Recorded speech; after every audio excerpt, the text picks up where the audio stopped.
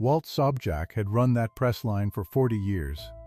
40 years, longer than most of the men on that floor had been alive. And on a hot morning in the summer of 1972, a 28-year-old engineer with a clipboard and a college ring stepped around him the way you step around a mop bucket. Didn't look at him. Didn't slow down. He just tipped his chin at the foreman and said, loud enough to carry, "Get the old sweeper out of the aisle. He's in my light." Walt did not argue. He never did. He stepped back against the tool crib and let the young man pass. His brass feeler gauge was still warm in his fist, warm from the machine he'd just laid his hand on. He closed his fingers around it and said nothing. And it got worse. Later that same shift, the same engineer, a man drawing $18,400 a year, more than any 3 men on that floor combined, reached up and tapped the roaring flank of the press like he was quieting a dog. Then he turned to the whole line, 300 workers on that shift, greased to the elbows, and he said it slow so nobody would miss it. "This isn't 1949, old man. We fix iron with mathematics, not memories." 300 men heard it. Walt Sobchak made $4.85 an hour. But here's the thing none of them knew. Not the engineer, not the foreman, not the owner in his glass office up the stairs.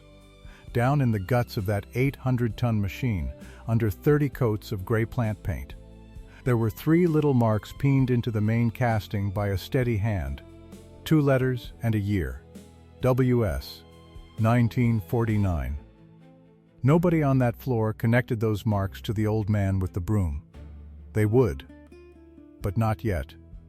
If you believe respect is earned in silence, if you believe the work should speak for the man, then this story is for you. If it's landing already, do me a favor. Hit subscribe so the next one finds you. And leave me one comment, tell me the town you're watching from tonight. I want to see how far this one travels. Then, settle in, because we're going all the way to the bottom of this. Now, let me take you back to the start of that summer. Amsden, Ohio. You won't find it on a new map. It was a mill town of maybe 9,000 souls, laid out along a slow brown river, and the whole place turned on one heartbeat. The Weller Stamping Works.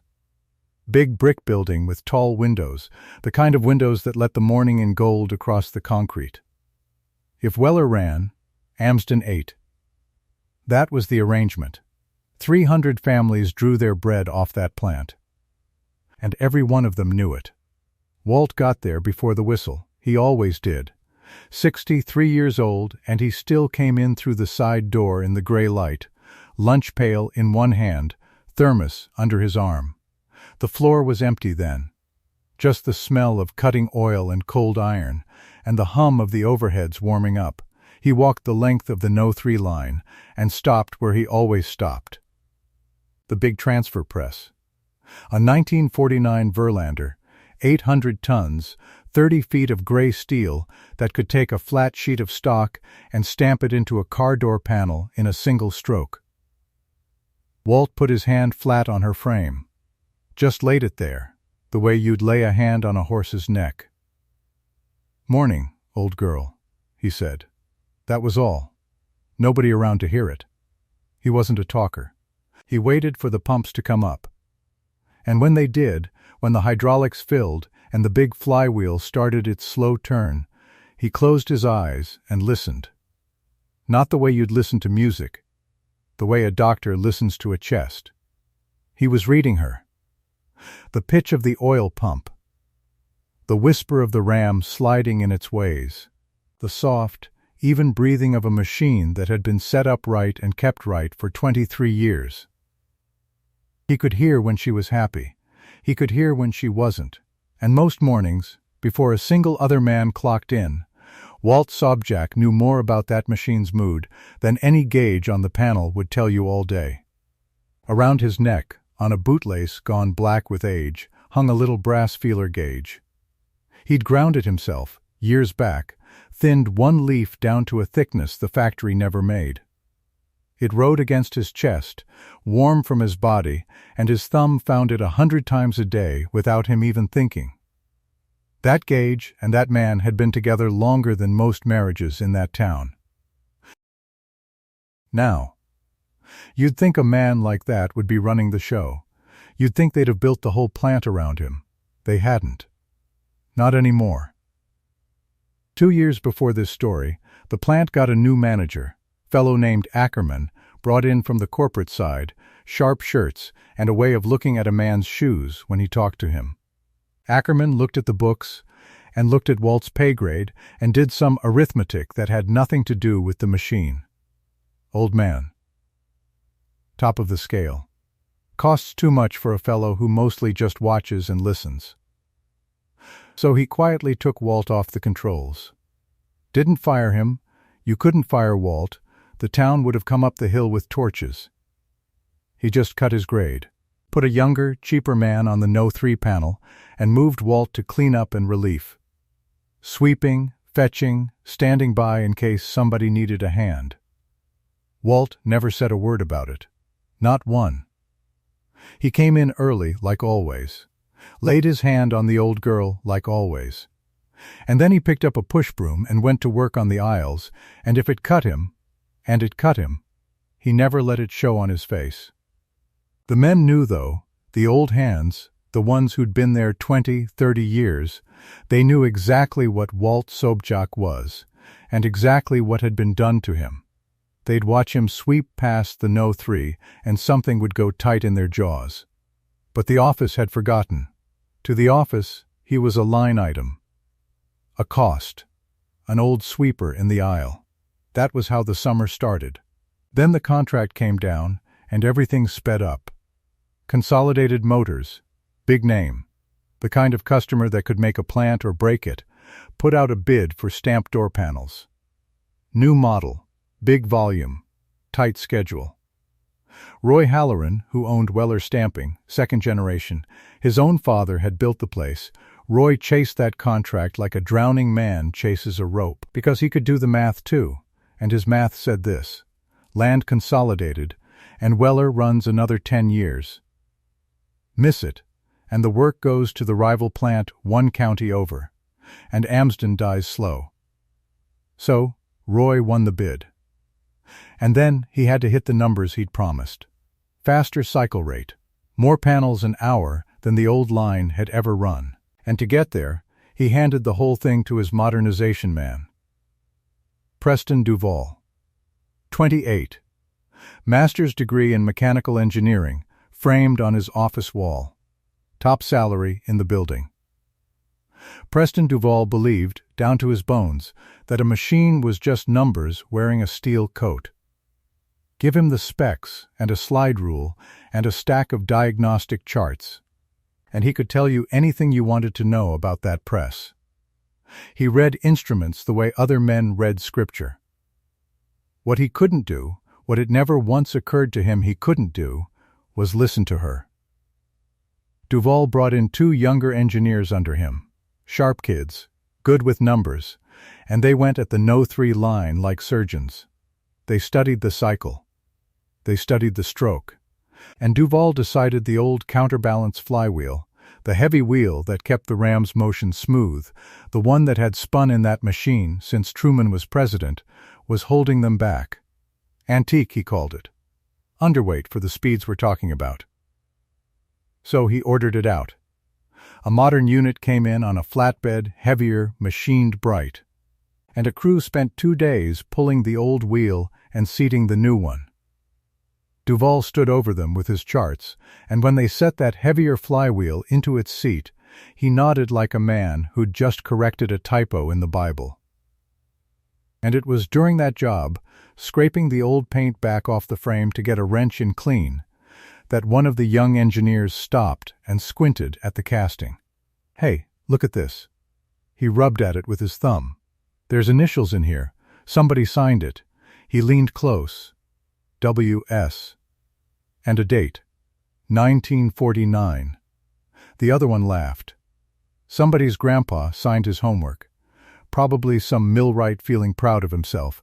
He wiped his hand on a rag and went back to the flywheel. Long gone by now.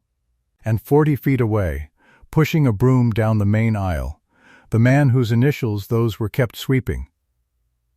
If he heard them, he didn't look up. He knew what he'd carved into that iron 23 years ago, and he knew why. But nobody was asking Walt Sobchak anything that summer. They finished the flywheel. And then Duval reached for the speed. The old line had run comfortable at 42 strokes a minute. 23 years, 42 strokes, clean panels, day after day. Duval's numbers said the new setup could take more. So he ran her up. 43, 44. Watching his gauges, nodding at each one. 45, 46. Now Walt happened to be near the panel that day, filling a grease gun off the bench. And at 46 strokes a minute he heard it. Under the roar, under the slam of the die, there was a new sound. A hardness in the return. A little cough at the top of the stroke, like a man clearing his throat before he says something he shouldn't. He didn't plan to speak. It just came out of him, low, half to himself. That's too fast. Duval turned. What? Walt could have let it go, should have, maybe, for his own sake. But that machine was his, whatever the pay grade said, and he couldn't stand there and hear her hurting. She'll start to talk back past 42, Walt said. Quiet, not arguing, just telling him. You're loading her past where she wants to run. Bring it down a few and she'll settle. For a second the whole area went still. The young engineers looked at each other. And Preston Duval smiled the way a man smiles when he's about to enjoy something. He looked Walt up and down.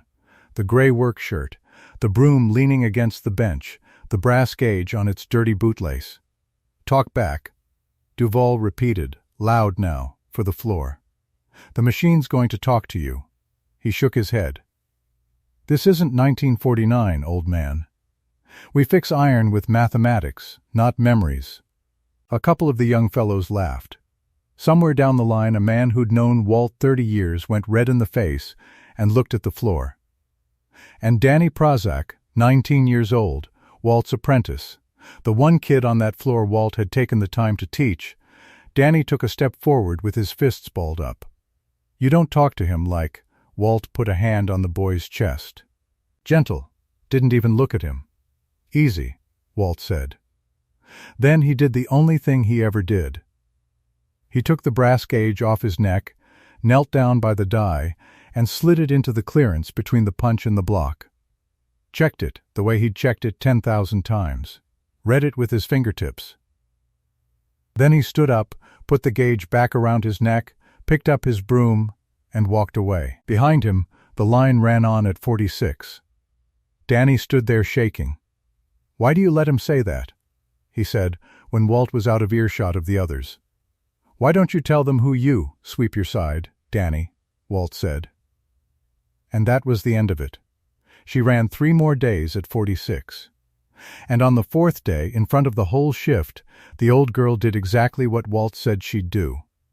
It started as a shudder. Just a wrongness in the rhythm, a stutter you could feel through the concrete floor before you could hear it. Then the sound climbed, a groan, then a whine. Metal working against itself, in a way metal is not supposed to work. Men up and down the line lifted their heads. And then she let go. The die sheared, a block of hardened tool steel, bolted down with 1¼ studs, cracked clean across and kicked sideways in its bore. The whole press bucked. A tie rod, one of the 4 great steel columns that hold the crown down onto the bed, split with a bang like a rifle going off in a closed room. A steel guard the size of a card table tore off its mounts and sailed 20 feet across the aisle. And a young loader named Petey Kohler threw himself backward and lost nothing but the skin off his knuckles, and if he'd been a half-second slower, he'd have lost the hand. Then somebody hit the crash bar, and the whole thing wound down into a terrible silence. the silence of 180 panels ruined in the hopper and a machine broken in its bones. 300 men stood there, not breathing.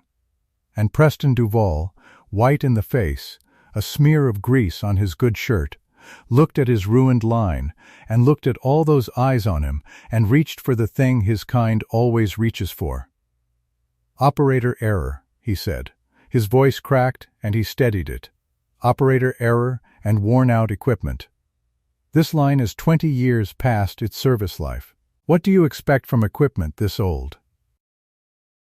Nobody answered him, because half of them had heard Walt say she'd talk back past 42, and here she was, torn to pieces at 46, and the arithmetic of that was plain to any man on the floor who wasn't drawing $18,000 a year to not see it. Ackerman, the manager, came clattering down the steel stairs from the office, tie flapping. He took one look at the wreck, and one look at the crowd, and the first words out of his mouth weren't, "Is anyone hurt?" The first words were about the schedule. And then, because he needed somewhere to put his fear, his eyes landed on the old man standing quiet at the edge of it all. "Sobchak," Ackerman pointed at him like it was Walt's fault the sky was falling. "I don't want you anywhere near this machine, you understand me? You're a distraction. Just keep the aisles clear, keep the floor clean, and stay out of the way. Let the engineers work." There it was, in front of the same 300, the man who'd built her, ordered to sweep up around her corpse. Walt looked at Ackerman for a long moment, then at the broken press. Something moved behind his eyes and was gone. He gave one short nod, like a man agreeing to the weather, and he turned and got his broom. Danny Prozac watched the whole thing with tears standing in his eyes, and his teeth clamped down so hard his jaw ached. He looked at his boss, the best man he'd ever known, picking up a broom in front of the whole plant. And something set hard in that boy right then, something that was going to matter before this was over. That was the last straw, laid down in public. Now came the reckoning that Duval never saw coming. But it came slow, and it came expensive, and first the whole town had to sweat. Because the No. 3 line was down. And a down line doesn't just sit there quiet. It bleeds. You want to know what a dead press costs? Roy Halloran did the sum that first night with a bottle in his desk drawer and a pencil that shook. Every hour that line sat idle, Weller lost close to $2,000. Idle machines. Idle men on the clock. Panels not shipping. $2,000 an hour around the clock, and the meter never stopped. And behind the money stood the thing that was worse than money. The consolidated contract had a date on it. Friday, first good run of finished panels on Consolidated's dock by Friday. Or the order, the whole order, the 10 years, the 300 jobs, went to the rival plant in the next county. There was no grace. There was no next week. There was Friday. The wreck happened on a Monday. By Tuesday morning the corporate men had come. 2 of them, in from the regional office, gray suits and grayer faces, and they stood around the broken machine asking Duval questions Duval couldn't answer while the clock on the wall ate the week alive. Panic came into that plant like a draft under a door. You could feel it in the lunchroom. Men talking low about the mortgage, about what happens to Amsden if Weller goes dark. Nobody laughing, nobody eating much. And through all of it, Walt swept. He swept, and he watched. Because you couldn't keep Walt Sobczak from watching that machine any more than you could keep a father out of the hospital hall. He'd push his broom slow past the No. 3, and his eyes would go over her, reading the wreck, and any man watching close would have seen his lips move, now and then, like he was working something out. The engineers went to work Tuesday, and they worked hard. I'll give them that. Duval's theory was the equipment, so he tore into the equipment. They pulled the sheared die and craned in a spare. They stripped the main bearings, big bronze shells, heavy as a man could lift, and found some scoring and swapped them fresh. They retorqued every stud on the crown, worked their way around the pattern with a big torque multiplier, every bolt to spec, wrote every number down on a clipboard. They reshimmed the ways. They did everything the book said to do when a machine tears itself up. And they did it by the numbers, and Duval stood over it all nodding, because now the numbers were right. Every one of them, dead on spec. Wednesday morning, first light, they buttoned her up and ran her. Duval himself pushed the button, brought her up slow. 10 strokes. 20, 25. Watching the gauges, and every gauge said fine, every gauge said normal, every needle sat right where the book said it should sit. He brought her up toward speed, and his face started to relax, started to come back around toward that college ring confidence. Then, 40 minutes in, she began to shudder. Same shudder. That same wrongness coming up through the floor. Duval's head snapped up. He grabbed for the speed control, but iron is faster than a man's hand, and before he could get her down there was a crack from deep inside her, and a fresh die let go, and another run of panels went to scrap in the hopper. He hit the crash bar. The line died again. 40 minutes. That was all the fresh bearings, and the perfect torque numbers had bought him. 40 minutes. And now the young engineers weren't looking so sure.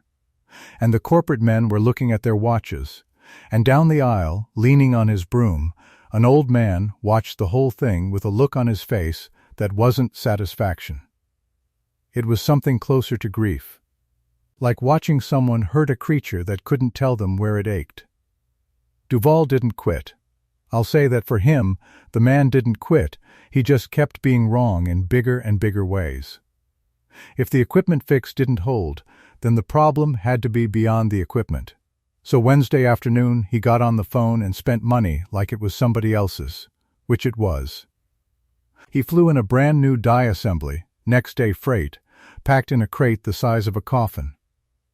And he flew in a diagnostic cart, a rolling rack of the newest instruments, oscilloscopes and vibration pickups, and a paper chart recorder that scratched out little mountain ranges in red ink. Real science. The two young engineers set it all up around the know. 3 like a patient in intensive care, wires and sensors taped to her frame, and they ran her, carefully, just a few strokes at a time, and watched the needles jump and the red ink climb. They worked half the night at it. And toward 2 in the morning, Duval stood back from the chart recorder, with a strip of paper in his hands, and he read the little red mountains, and he came to the only conclusion his kind of thinking could ever reach. Metal fatigue, he said. To the corporate men, over the phone, and then in writing. The frame's harmonics are out of tolerance. This machine has reached the end of its fatigue life. There's no repairing it. My recommendation is scrap and retool. New press, new line. Now, you understand what that meant. A new 800-ton press and a full retool wasn't a Friday job. It was a 6-month job and a fortune. It meant missing consolidated. It meant the contract going over the county line. It meant the no. 3 going out the door on a truck, and the 300 jobs going out right behind it. Preston Duval, master's degree, top salary, had spent 3 days and a pile of Roy Halloran's money, and had arrived, in writing, at the death of the plant. And he still didn't have the first idea what was actually wrong with the machine. But somebody did. It was that same night, the long bad Wednesday night, that Danny Prozac found the book. Ackerman had the boy cleaning out the old tool crib, the deep one at the back nobody used anymore, boxing up junk to make room for the diagnostic gear.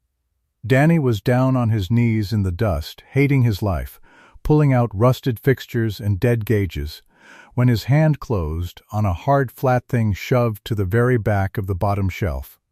He dragged it out into the light. A book.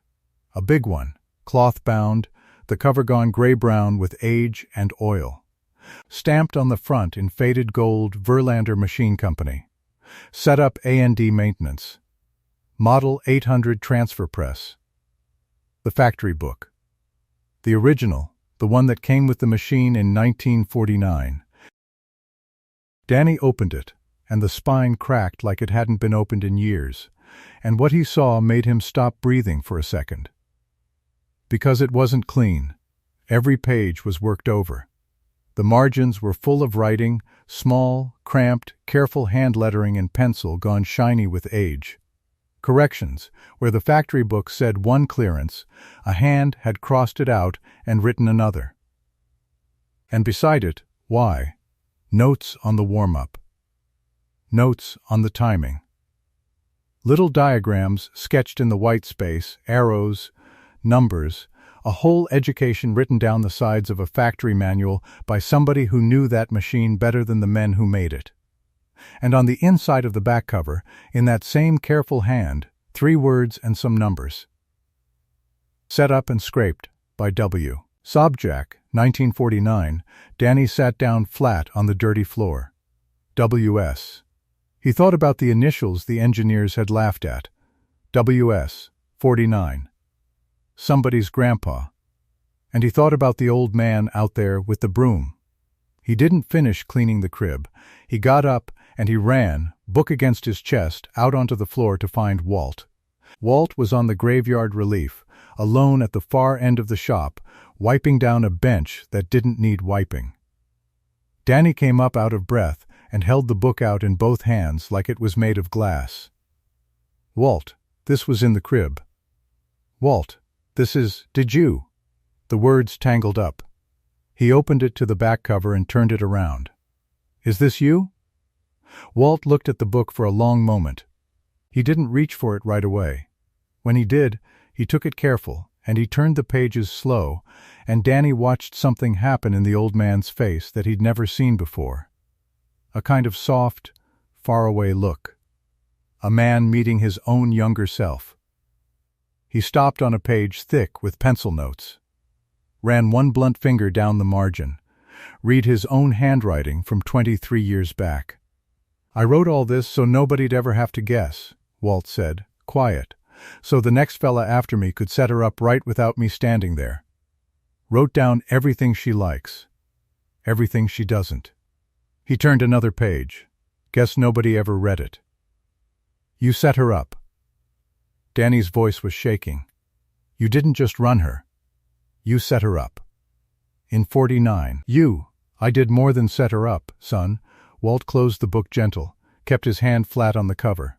But that's a long time ago. He looked toward the dark shape of the No. 3 down the floor, 40 feet off, dead in the work lights. Go on home, Danny. It's late. But Danny didn't go home. And Walt didn't go back to his bench. Because the boy had one more thing in him, and it came out all in a rush. They're going to scrap her, Walt. Duval's telling the corporate men to scrap her and buy new. That's the whole plant. That's everybody's job. And you're standing here, and you know something. I can see it.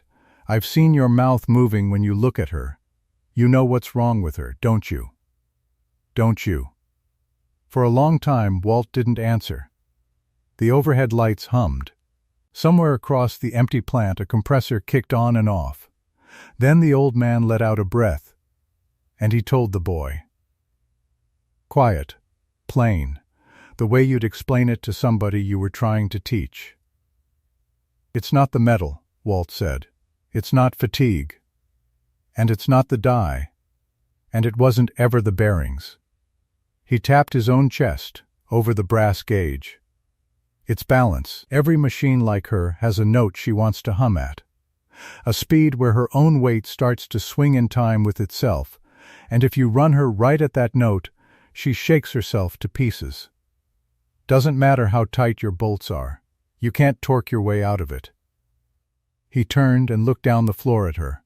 For 23 years she hummed nice and clear of that note, because the wheel that swung inside her was set to keep her clear of it. The counterbalance. I balanced this whole line around that wheel back in 49. Hand-fitted. And your Mr. Duval pulled my wheel out and dropped a heavier one in, because his numbers liked the weight. Walt shook his head slow. He changed her weight, and he never once figured what it'd do to her note. Moved it right down to where he wanted to run her. 46. He said the number like it hurt him. She sings her own death at 46 now, and every hour she sits there, 4 men with slide rules are proving to each other it's the metal's fault. Danny stared at him. Then tell them. Walt, that's it, that's the answer. You have to go up to the office and what? Walt said. Not sharp, just tired. A sweeper walks into the office past the corporate men and the college engineers and tells them their fatigue chart's wrong. Tells them it's a note. You think Ackerman lets me finish a sentence? You heard Duval out there. Memories, he says. He shook his head. They don't want it from me, Danny. They've decided what I am. Then I'll tell them. Danny's voice cracked.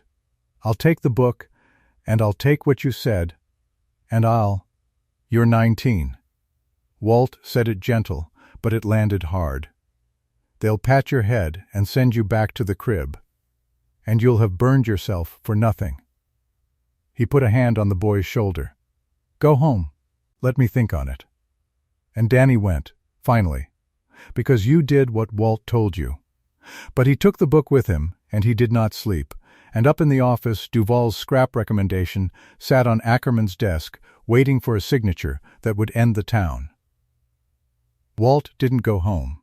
He stood alone in the empty shop with the dead machine and the humming lights, and he looked at her a long, long time. His whole working life stood inside that gray steel. His initials were under the paint. His handwriting was in a book in a boy's arms across town. And come morning, 4 educated men were going to sign a paper that sent her to the scrapyard for a crime she didn't commit. He'd told himself the work should speak for the man. He'd told himself that for 40 years. Let the iron talk. Don't talk for yourself. But the iron couldn't talk. Not to men who'd stopped their ears.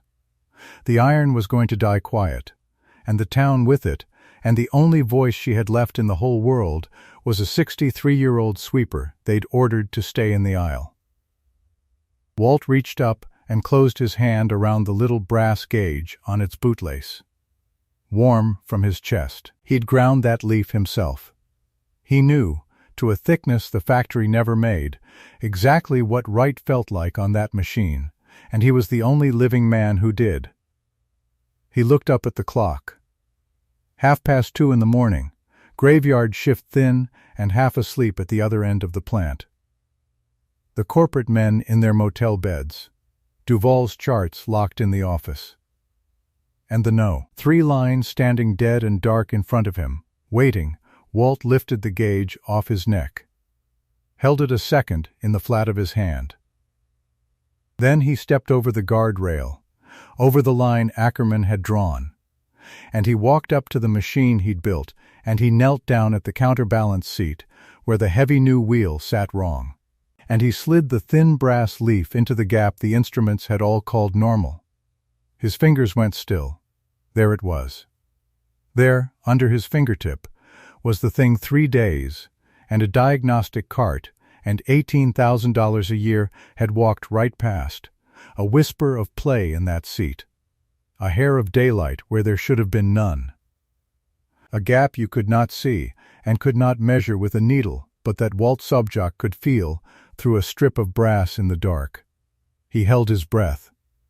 Down the floor, the compressor kicked on, and the old man they'd told to keep the aisles clear knelt alone in the work lights over the iron he'd signed 23 years ago and got ready to prove, to no one, to the empty plant, to himself, exactly what these college men had failed to see.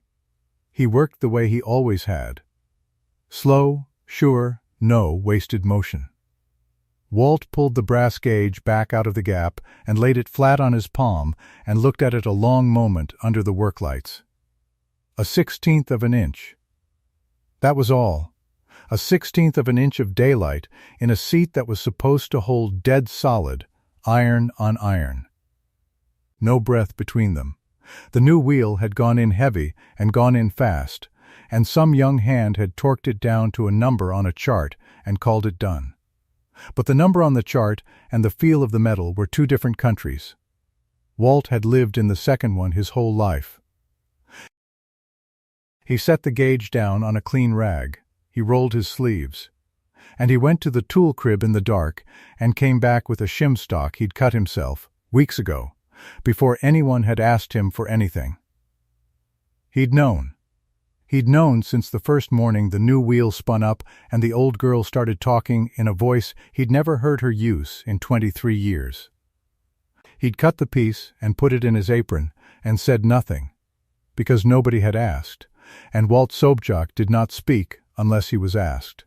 Now there was nobody left to ask. He knelt back down at the counterbalance seat. He worked the shim into the gap with his thumb, easy, feeling it go. Feeling the moment the daylight closed, and the seat came up solid against the wheel. He checked it with the gauge. Checked it again. The leaf wouldn't pass now. Not a hair. Iron on iron, the way she'd been born. Then he stood and went to the timing plate. The plate was where the young man's math lived. 46 strokes a minute, they'd set her for. 46, because 46 moved more panels an hour, and more panels an hour was what the chart wanted. Walt reached up and put 2 fingers on the plate and remembered. He didn't need a manual. He'd cut the original marks into that plate in the spring of 1949 with a scribe and a steady hand, and he'd set her to run at 42, and 42 was where she wanted to live, not 46. 46 was where she started to talk back. 46 was where the whole 800 tons of her found her own natural note and began to shake herself apart from the inside, and no diagnostic cart on God's earth was going to hear that. Because it wasn't a broken part. It was a wrong marriage. A heavy wheel and a fast clock and a machine hitting the one frequency she was never meant to touch. He set her back to 42. From memory, the old marks were still there under the new ones, faint, where his scribe had gone in deep. Then, Walt did the last thing. He jogged her by hand, 2:30 on a Wednesday morning, the plant dead and dark around him, the graveyard men half asleep 150 feet away, and a 63-year-old sweeper stood alone at the controls he'd been forbidden to touch, and eased the old girl through one slow stroke. The ram came down. Smooth, came up. Smooth, no chatter. No shudder in the tie rods. No whisper of daylight in the seat. He ran her again, a little faster, feeling her through the soles of his boots the way a man feels a horse through the reins. She ran clean. She ran the way she'd run for 23 years before a boy with a master's degree decided he knew her better than the man who'd built her. Walt shut her down. He stood in the quiet a while with his hand on the frame. Then he tore it all back down. He pulled the shim. He set the timing plate back to 46, back to the young man's wrong number, exactly as he'd found it. He wiped the seat clean. He put the tools away. When the morning shift came in, there would be no sign that anyone had touched her. Because Walt Sobchak was not going to steal the fix. He was not going to be the sweeper who snuck in at night and made himself a hero. That wasn't the work speaking. That was a man speaking for himself, and Walt didn't do that. Instead, he sat down at a workbench with the stub of a pencil and a scrap ticket off the reject barrel, and he wrote it out. Plain, the cause. The heavy wheel had moved her balance. At 46, she hit her own natural frequency, and the resonance was shearing the iron, not the die, not the bearings, not metal fatigue. The fix. Close the 16th of play in the counterbalance seat. Drop her to 42 strokes. Restore the original timing. 3 lines, no more. He wrote it in his cramped, careful hand, the same hand that filled the margins of the setup book, and he did not sign it. He left it on the start button of the no. 3 press, where the first man in couldn't miss it. Then he took his brass gauge off the rag and hung it back around his neck, and he picked up his broom, and by the time the 5:45 men wandered in yawning, Walt Sobczak was sweeping the aisle, exactly where they'd told him to stay. Duval found the note at 7:15. He held it between two fingers, like something he'd found on the bottom of his shoe. He read it once. He turned it over, looking for a name, and found none. And a thing happened in his face that a wiser man would have been ashamed of. He almost laughed. "Somebody's been reading detective novels," he said. He said it to the two engineers who'd flown in from Columbus, and they gave the small, tired smiles men give a boss they're paid to agree with. Metal fatigue's a resonance problem now. Sure, he balled the ticket up. He tossed it toward the reject barrel. It missed, and rolled, and lay in the swept-clean aisle. And Duval stepped over it the same way he'd stepped over Walt in the very first hour of all this, like it was furniture, like it wasn't there. He believed the machine. His machine. The diagnostic cart and the harmonics chart and the $18,400 a year that told him he was the smartest man in the building. He rewired his own numbers, and he ran her again that morning at 46 strokes a minute, and she tore herself apart inside 20 minutes. A tie rod cracked with a sound like a rifle. A section of guard came loose. Petey Kohler, loading blanks, jerked his hand back a half-second before the steel would have taken it, and stood there, white and shaking with 300 men watching. And the old girl shuddered to a dead stop with her insides gone wrong again. $2,000 an hour, the line bled, standing still. And it was Wednesday afternoon. And the Consolidated Motors contract came due Friday, and if the panels weren't running perfect by then, the whole order moved to the rival plant 3 counties over.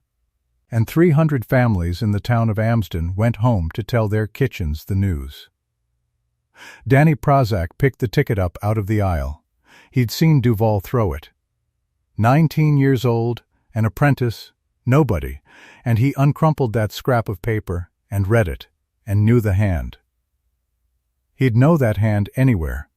He'd found it a week before in the margins of the old Verlander setup book.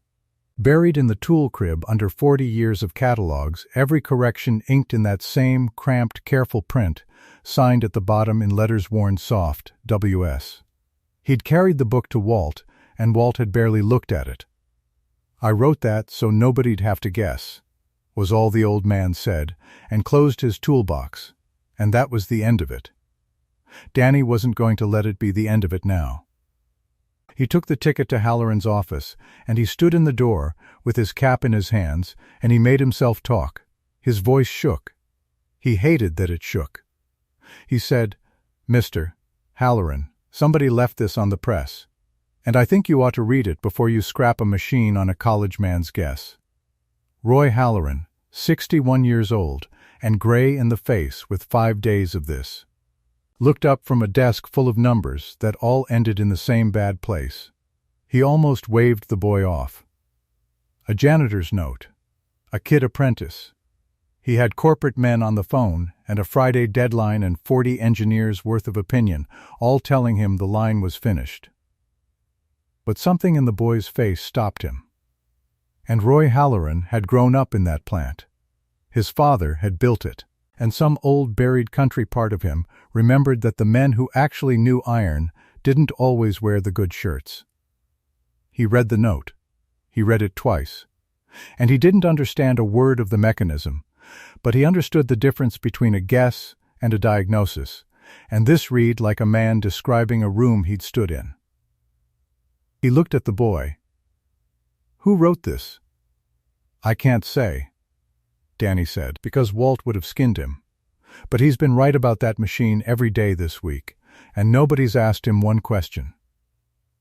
Halloran sat back. The clock on his wall said Wednesday, near 5.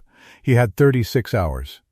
And every credentialed man he'd hired had spent 5 days and God knew how much money and brought him nothing but a recommendation to close the doors. He picked up the phone, and he did the one thing his engineers had told him not to bother doing. Because the machine was too old, and the maker too far away, and the answer already known. He called the Verlander company. He asked them to send a man. The man from Verlander came Thursday morning. He was in his 50s, 30 years in the trade, a field rep who'd commissioned and buried more presses than the boy engineers had ever seen run. He wore a plain gray jacket and carried a plain case, and he walked the length of the Deadno 3 line without saying much, and the young engineers walked with him, talking fast, laying out their charts, their harmonics, their metal fatigue verdict, their recommendation to scrap the whole 800-ton line and retool. The rep listened. He nodded in the right places. He crouched at the sheared tie rod and looked at the brake and said, in a way that made Duvall stand up straighter. And then he asked for the machine's papers. Halloran sent Danny running for the master build file. And the boy came back with a fat old folder gone soft at the corners, and the rep opened it on a workbench under the overhead lights while the engineers crowded round. Original commissioning documents. The 1949 build sheet. The setup record for this exact serial number, this exact 800-ton Verlander that had come to Amsden new in the spring of 1949, when the town had 9,000 souls and a future. The rep ran his finger down the sheet, and his finger stopped. He read the name at the top of the commissioning record. He read it again. And the color of his whole manner changed, the way a man's does when the ground shifts and reveals something he thought was a legend and finds it standing in the room. Who, he said slowly, assembled this line? Duvall started to answer with something about the original contractor. The rep held up a hand and read the name off the sheet aloud, in the flat voice of a man reading scripture. W. Sobchak, commissioning millwright. Set, scraped, and timed by hand, spring of 1949. He looked up. Sobchak, he said the name like it meant something, because to him it did. We train new reps out of a setup manual. Has been the standard for balancing a transfer press for 40 years. There's a method in it, the way you seat a counterbalance, so the whole line runs true, so she never finds her own bad note. He tapped the folder. In the company, we don't even call it the counterbalance seat. We call it the Sobchak seat. After the man who worked it out. On this floor. In 1949, his eyes went round the crowd of young faces. That man is a legend where I come from. Half of us thought he was dead. A silence came down over that end of the plant that you could have cut and stacked. Sobchak, the rep said again. Is that name from around here? Is he still? He stopped. He looked at the faces. Nobody was answering, and into that silence, from down the aisle, came the small dry scrape of a push broom on a concrete floor. Every head turned. Walt Sobchak was sweeping the walkway 40 feet off, in his stained apron, with a brass gauge on a bootlace around his neck, keeping the aisle clear exactly as he'd been ordered to. Not looking at them. Not stopping. The rep looked at Halloran. Halloran's face had gone a strange color. That's our relief man, Halloran said quietly. Walt, he's been on cleanup a couple of years now, and even as he said it, the shame of it was climbing up his neck, because he heard how it sounded. The man who built the line. On cleanup. In his own plant. And nobody in the front office had thought to ask him a single question in 5 days of ruin. The rep set the folder down very gently, the way you'd set down something that turned out to be worth more than you'd been carrying it like. He looked at the sweeper down the aisle for a long moment. Then he looked at Preston Duvall, 28 years old, master's degree, top salary, who had told 300 men on this floor that they fixed iron with mathematics, not memories. He didn't say anything to Duvall. He didn't have to. His face said all of it. That was Thursday morning. By Thursday night the plant had come to the end of the road. They'd tried everything the credentials could think of. There was one run left, one last chance before the Friday deadline closed the window and the contract and the 300 jobs walked out the door to the next county. The corporate men stood around in a knot near the office glass, and the young engineers had gone quiet, and the recommendation on the table, signed.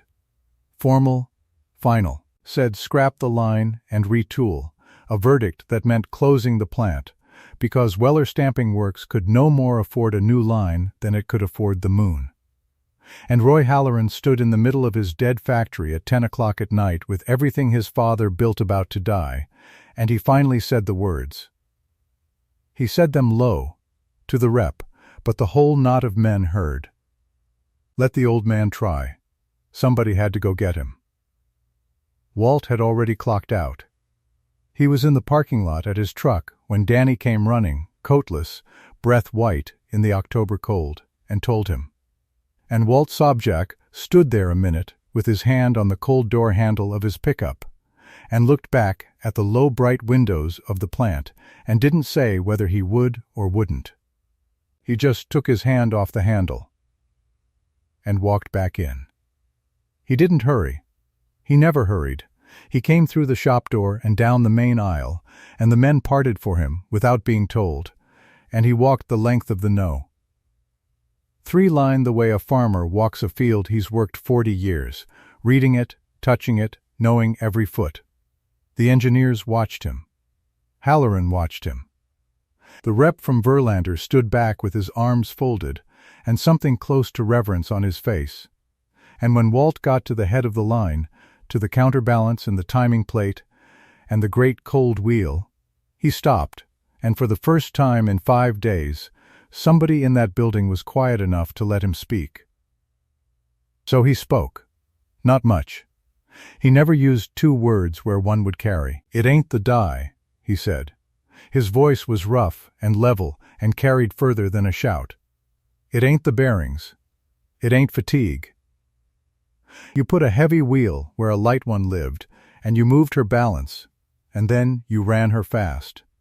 He laid his flat hand on the frame. Past 42 strokes, she finds her own note, and she starts to shake herself to pieces from the inside. And no cart's going to draw you a picture of that, because it ain't a broke part. It's a wrong marriage. He crouched at the seat. And there's a 16th of daylight in this seat that the new install left, and your gauges called it normal. And it ain't normal. Iron sits on iron here. Always did. He looked up at the ring of young faces. That's your whole trouble. That's all it ever was. Nobody laughed this time. He reached into his apron and took out the shim he'd cut weeks ago and carried and said nothing about. And he took the brass gauge off his neck, the leaf he'd ground himself to a thickness the factory never made, on its worn bootless, and he held it between his thumb and forefinger like a man threading a needle, and he went to work. He closed the 16th.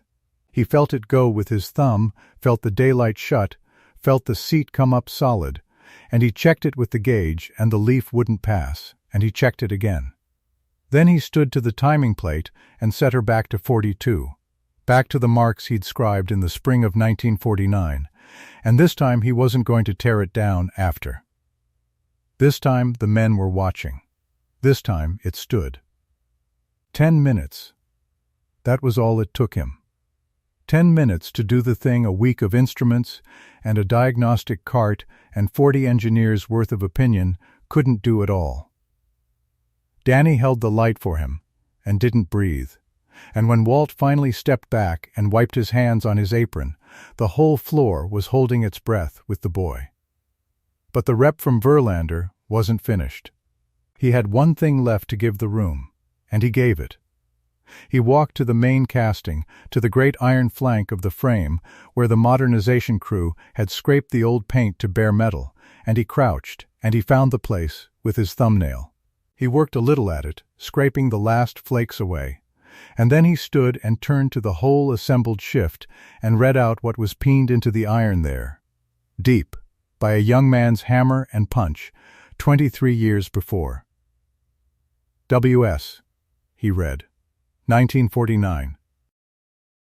And he pointed from the initials in the casting to the sweeper standing at the controls in his stained apron, and back again, so that not one man on that floor could miss it. He didn't run this machine. the rep said. He built it. He set every tolerance in it with his own 2 hands. And when Weller offered him the front office years ago, from what I hear, he turned it down to stay on the iron. He shook his head slowly. You've had the man who wrote the book out sweeping your floors. 300 men turned from the initials to Walt and back, and the thing that had been building all week finally broke over the room, and it broke as silence first, a deep-held silence, the kind a congregation makes. Then Walt reached over and pressed the start button. The old girl woke up. And she ran true. She ran the way she'd run before any of it, smooth, quiet, the ram falling and rising in that long, clean rhythm, 42 strokes a minute, no chatter, no shudder, no bad note anywhere in 800 tons of iron. The transfer arms swung. The blanks fed. And the first panel came off the die, and a man lifted it and held it up under the lights, and it was perfect. Clean, square, the Consolidated Motors panel that a week of college men couldn't stamp, stamped right on the first stroke by a machine an old sweeper had just healed with a piece of brass. The line was saved. The contract was saved. And 300 families in the town of Amsden were going to keep their kitchens lit. And every man on that floor knew it in the same instant, and that was when the silence ended. They came up onto their feet. All of them. 300 workers on that shift, rising in the roar and the good clean clatter of the old girl running, and then they weren't quiet anymore. They were shouting. They were pounding the frames. They were pounding each other, the way men do when a thing they love is pulled back from the dead in front of them. And in the middle of it the villains of the piece stood and took their reckonings, one by one, and Walt gave not one of them a hard word. Preston Duval stood by his own dead diagnostic cart, with the charts hanging useless in his hand. He'd built his whole young life on the idea that measurement was understanding, that the numbers were the truth and the men were sentiment, and he'd said so out loud to 300 witnesses. Now the numbers had failed, and the man had won, in 10 minutes, with a scrap of brass, and there was no chart in the world that could argue with the panel coming clean off the die. The rep from Verlander was watching him. Halloran was watching him. And the arrogance went out of the boy's shoulders like water out of a cracked jug. He came across the floor to Walt with his head down, and he stopped in front of him, and he had to make himself look up. "I was wrong about you," Duval said. Low, just for the 2 of them. But the men nearest heard it, and it traveled. "I was wrong about all of it." He looked at the machine running clean behind the old man. "You called it the first day. 42. You said she'd talk back past 42, and I told you." He stopped. His jaw worked. "I told you we fixed iron with mathematics, not memories." Walt looked at him a long moment. He could have buried the boy. He had 300 witnesses and every right in the world. He didn't. "Math's fine," Walt said. "Dry. You just got to know what you're measuring." And that was all. That was the whole of Walt Sobchak's revenge, and it was worse and better than anything cruel would have been, because it left the boy something to become. Ackerman, the plant manager, the one who'd cut Walt's grade 2 years back and put a younger man on the controls and ordered him off the floor to keep the aisles clear. Ackerman stood at the edge of the crowd and could not bring himself to come any closer, and could not meet the old man's eye, and by October he was quietly gone from Weller's Stamping Works, and nobody in the town spent much breath on where. And Roy Halloran came last. 61 years old, second-generation owner, the man who'd hired the credentials and forgotten the man who built his father's line. He came up to Walt, and he put out his hand, and Walt shook it, and Halloran's face was full of a shame that was mostly the good kind, the kind that means a man has finally seen straight. "Whatever you want," Halloran said. "Your grade back, that's nothing, that's done, that's the least of it. A title. The office, chief of the floor, name it. Anything I've got, Walt. My God, we had you on a broom." The old girl ran clean and loud behind them. Walt listened to her a second, the way you'd listen to a voice you'd missed. Then he wiped his hands on his apron, slow, and he shook his head. "Don't want the office," he said. "Never did. Turned it down once, I'll turn it down again." He looked around at the machine, at the line, at 300 men on their feet. "Give me my grade back, and my old spot on the line. That's all I ever wanted off you." Then he reached out and put his hand on the shoulder of the 19-year-old apprentice standing beside him with the drop light still in his fist. "And one more thing. This boy.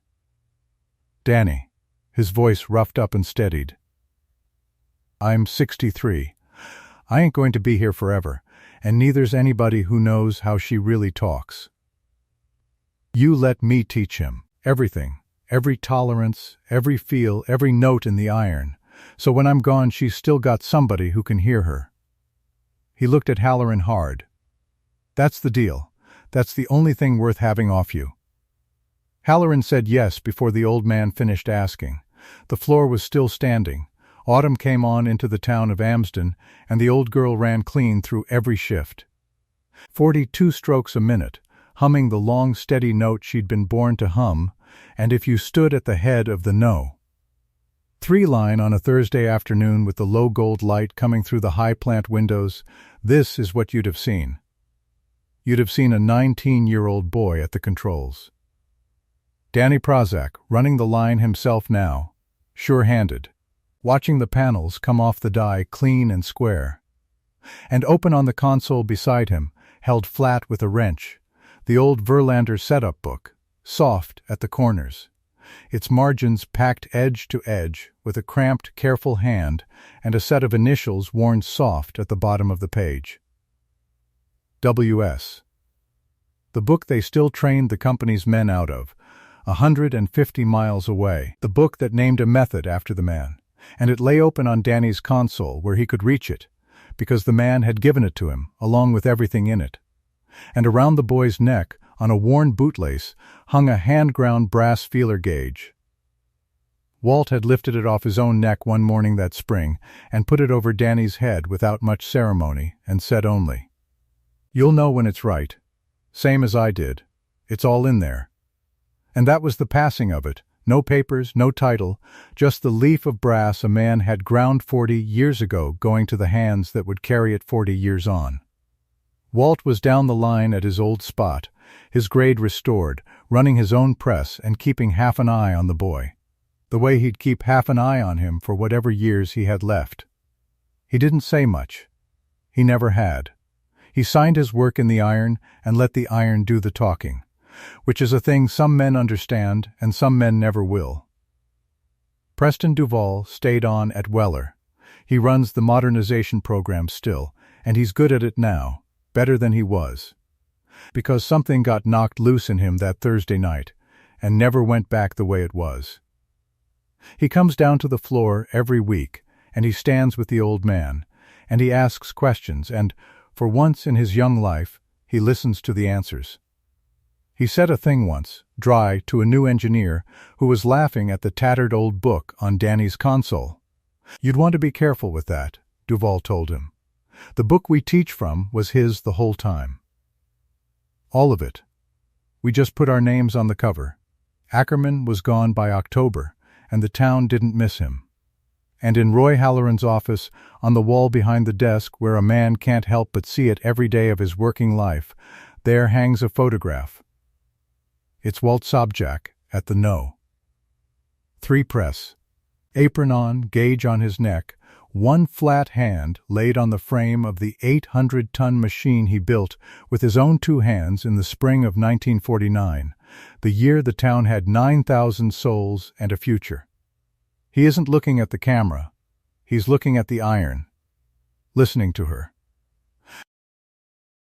Some men chase the office and the title and the good shirt and spend their whole lives making sure the room knows their name. And some men just sign their work down in the iron where the paint hides it, and go quiet, and let the machine speak for them when the time comes. It took 40 years and a plant on the edge of dying for the second kind to get his due in the town of Amsden. But he got it, and he never once asked for it out loud. If you believe respect is earned in silence, then you already knew how this one had to end. Comment the town you're watching from tonight. I'd like to know how far Walt's story travels.